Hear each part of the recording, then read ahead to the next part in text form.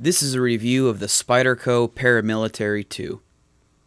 Now, this is probably the 10,000th review of the PM2 on YouTube, but I figured I've had a few years of experience with this knife and it wouldn't hurt to talk about it a little and share my thoughts on this excellent and well-loved blade. The Paramilitary 2 has an overall length of 8.28 inches, a blade length of 3.44 inches, with a 3-inch cutting edge and a handle length of 4.81 inches.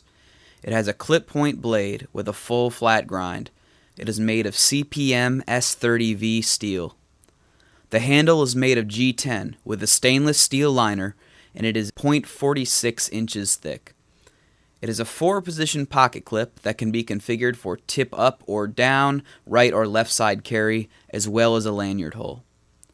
This is a manually open knife, with Spyderco's classic thumb hole opener for quick deployment, and the lock is the excellent compression lock. The compression lock uses a spring from a split liner in the handle to wedge between a ramp on the blade tang and the stop pin. This makes it very strong and easy to use. The Paramilitary 2 is made in Spyderco's Golden, Colorado factory, and fit and finish is excellent.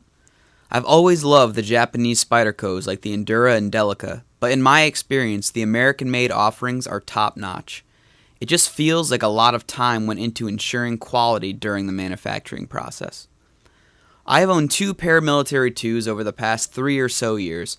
For some reason, I sold the first one I had after a few months, even though I enjoyed it a lot, and then missed it, so I picked up another. I won't make that same mistake again. This PM2 that you are looking at, I've had for about 2 years. I'm a knife guy, so I do switch around the stuff I carry quite a bit, but this knife has certainly been carried more than any of the others in my rotation. For me, it serves as a primary EDC knife, always clipped inside my right front pocket.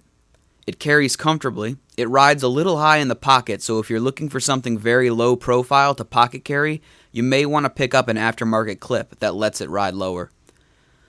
Because it's been on me so much, I've been able to use it in a lot of situations, and this is my favorite part of the PM2, its versatility. When I'm at work, it handles the usual everyday tasks like breaking down cardboard, opening packages. It's a perfectly usable food prep knife, and in terms of a folding knife, I think it excels in the woods or at camp too. Obviously, you are not going to be able to process wood with it, but in terms of cleaning game and fish, making feather sticks, or other light bushcraft work, this will function just fine. I like being prepared, and carrying a folding knife as versatile and rugged as the PM2 really appeals to me. I also think the PM2 would make an excellent tactical or emergency defensive blade, and while it is a contested issue, I absolutely think that this is a role that should still be discussed. I encourage anyone who is interested in this topic to check out Marshall Blade Concepts for more information on how the PM2 and similar knives could be deployed in a defensive scenario. I certainly have not gone easy on my PM2 over the years. I think that even though it is not an inexpensive knife, it's a hard-use knife. It's held up very well to everything I've thrown at it, and while it shows some signs of normal carrying wear, there is absolutely nothing wrong with it. I don't go crazy cleaning it. Obviously, I clean the blade off depending on what task I'm doing, and have disassembled it once to clean out the lock and liners, which had a good bit of debris and lint in them. The CPM S30V has performed beyond my expectations. I haven't really had to do any major sharpening, even after some pretty tough jobs. That being said, I try and strop all of my carry knives fairly regularly to keep that edge where I want it. Outside of the stropping, I've done a couple touch-ups on the sharp maker.